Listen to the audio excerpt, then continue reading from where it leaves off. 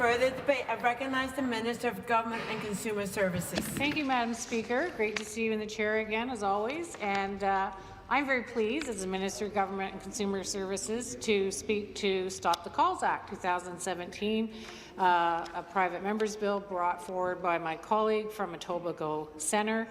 And Speaker, I have to agree, of course. I think we could all agree that unsolicited phone calls can be a source of frustration and, of course, great concern if that leads to some sort of deceptive or misleading practice. And you know, our government speaker is committed to maintaining a fair market and protecting consumers faced with aggressive and deceptive business practices.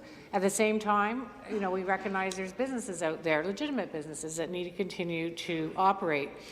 You know, we recently had a number of steps that have gone forward to protect consumers from being harmed through unsolicited door-to-door sales, through our enhanced protections under payday lending legislation, and we're moving on regulating the home inspection industry. So I see this bill as an extension of the door-to-door piece from Bill 59, and I want to thank my colleague for bringing this very important bill forward.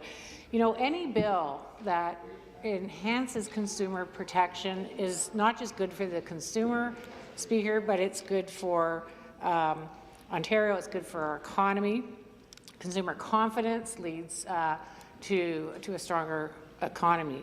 And one thing I asked is, well, how many complaints do we get about these kinds of phone calls?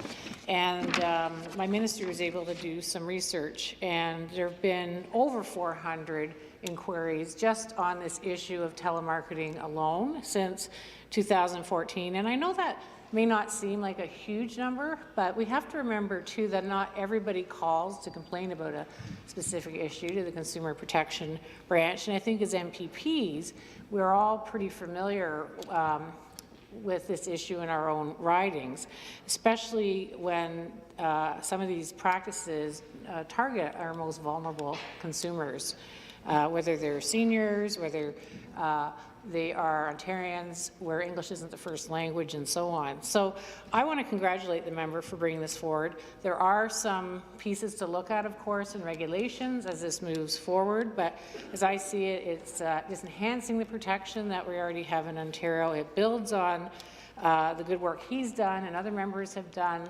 in private members' bills and in Bill 59 to enhance consumer protection. And I really look forward to seeing this being passed, and I hope it enjoys the support of the House this afternoon. Thank you very much. I recognize the member from Eglinton Lawrence. Well, thank you, Mr. Speaker. It's hard, Madam Speaker. It's habits, you know, after 22 years. Yeah. It's good to see you there, Madam Speaker. The interesting thing about this debate, as members were speaking, is I was thinking that one of the reasons a lot of people are getting rid of landlines is because it seems that if you have a landline, it's almost a tool for telemarketers. And many people have said to me, I don't want a landline because all it's good for is telemarketers, so therefore I'm getting rid of my landline. So I don't know if that helps, but that's what some people are doing. The constant haranguing by these companies is quite alarming, because it's not just your fly-by-night companies. Like, this is, I think, international criminal fraud. These companies are not just small little outfits in boiler rooms as they used to be. I found this out when I was trying to help some people with the Canada Revenue Agency scam, where people across Canada were being phoned non-stop telling them that they hadn't paid their tax bill. And if they didn't pay the tax bill, they would be arrested. So we had cases of people, I remember talking to the RCMP about this, cases of people, elderly people, going to the police station and saying, here, arrest me. I was told that I had violated the criminal code or something. So this is how serious it is that these companies are multinational. They're based in India, the Philippines, the United States, Cayman Islands, and they make hundreds of millions of dollars through criminal fraud. So it is not just the people that are hustling duck cleaning. This very sophisticated, multifaceted. I don't think, as a member from Kitchener said, there are not enough resources federally or provincially to deal with this international criminal fraud that is taking place. And it is, as the Minister MacCharles said, it targets seniors. As soon as they find out you're a senior, they go after the seniors, and they're relentless, and to the point where the seniors don't enjoy the comfort of their home, never mind their phone. And then you have the half of the Ontario population doesn't have English as a first language. They are taken advantage on a regular basis by these fraudsters. So I commend the member for bringing this forward to try and do something to get rid of some of these companies that take advantage of people.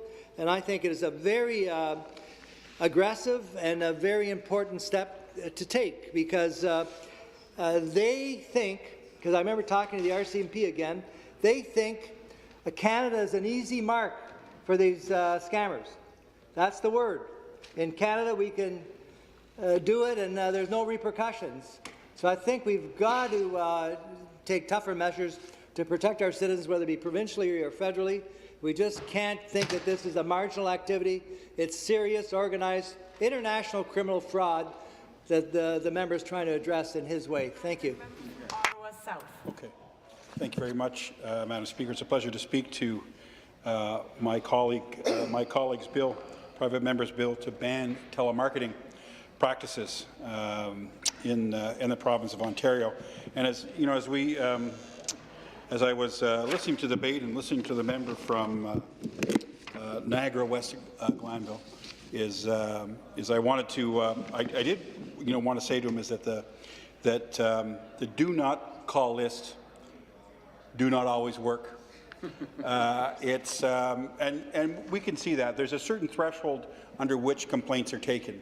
And the measures in this bill, what they do is it creates really what I would describe as, and I think my colleague would agree, a serious financial disincentive to go into that kind of practice. And that seems to be, and I know the member has done similar work around door-to-door sales, which you can draw an analogy with, and that seems to be the most effective way to attack this problem, especially when it's not a problem that's going to reach the kind of threshold where the CRTC is going to actually take some action. So it can be specific to industry, and we do look. We all have got these calls. We all know of seniors in our riding who have felt pressured, who have signed contracts. Telemarketing and these kinds of marketing, you can't stop somebody from knocking on the door or calling you, but you can make it financially disadvantageous to engage in that activity. And I want to congratulate my colleague for putting this forward. I think it follows on in the work that he's done previously around door-to-door sales, and I'm very pleased to support this bill and my colleague. Thank you very much, Mr. Speaker. Further debate. Further debate. Further debate. I recognize the member from Durham. Thank you, Madam Speaker, and thank the member from Etobicoke Centre for his ongoing advocacy on this very important matter. I am pleased to rise in the Legislature today to speak to the proposed Stop the Call Act.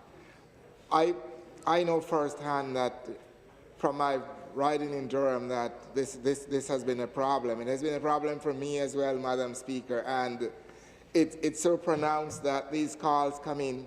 Doesn't matter whether it's a holiday or it's a long weekend or what time of the night it is. I think it's strategically done to catch you off guard or half asleep, and you feel compelled into saying yes to something that you really don't want or something that you really shouldn't be getting into. A constituent of mine came in last spring, and I knew the family. The husband passed away. He was a police officer, and he pretty well was pretty astute and would not have signed something if he was in his right mind. He was dying from cancer at the time, Madam Speaker, and he's a senior as well, and he passed away. So after he passed away, his wife found that he had signed up for a water heater. So she came into my office for help, but unfortunately the contract was so structured that we tried, but we weren't able to get her out of the contract, so she paid it. And so it's a problem. It's a problem for, especially in Ontario with our aging population, and in my riding, which I probably have 25 or 30% of my constituents are seniors.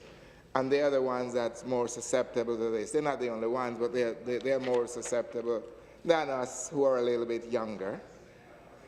So they need that extra protection. This, unfortunately, isn't going to stop the call, but it will mitigate some of the damages after the call is made, and it will allow someone who signed something that wasn't solicited to get out of a contract, and rightly so. That's fair, and I think that's reasonable.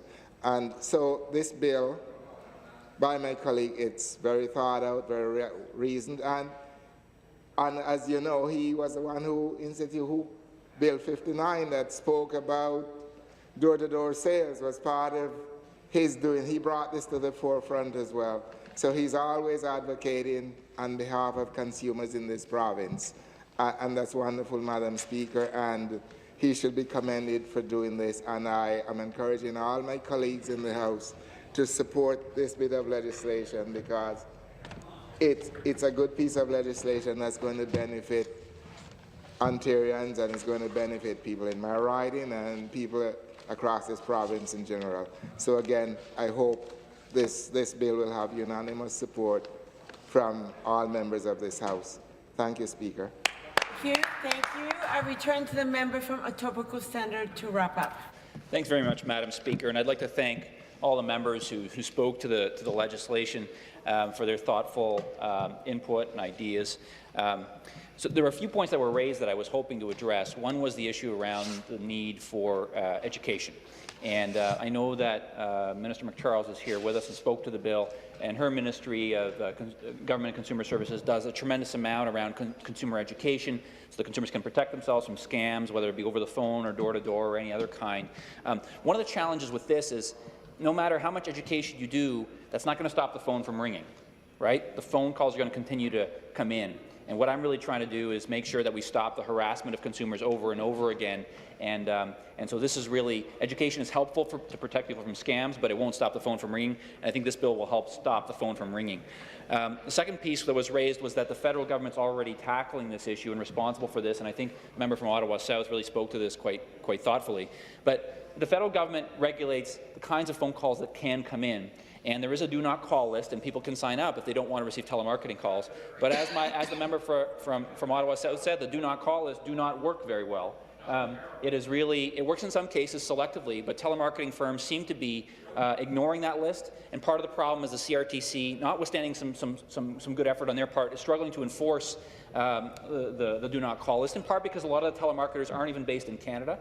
But they also won't even investigate, they've said, unless they get at least a complaint a day about a specific caller, and that means that a lot of telemarketing firms don't even meet the threshold to be investigated in the first place. So that's why the federal do-not-call list isn't fully working in protecting consumers from these calls. And therefore, this bill, what it does is provide that financial disincentive that will stop telemarketing firms from calling, because they can't make money making those calls to consumers. Madam Speaker, as I said, this is a bill that I think will protect consumers. I've heard from too many who get those harassing phone calls. It's time to stop the calls to consumers, and I think the bill will do just that. Thank you, Madam.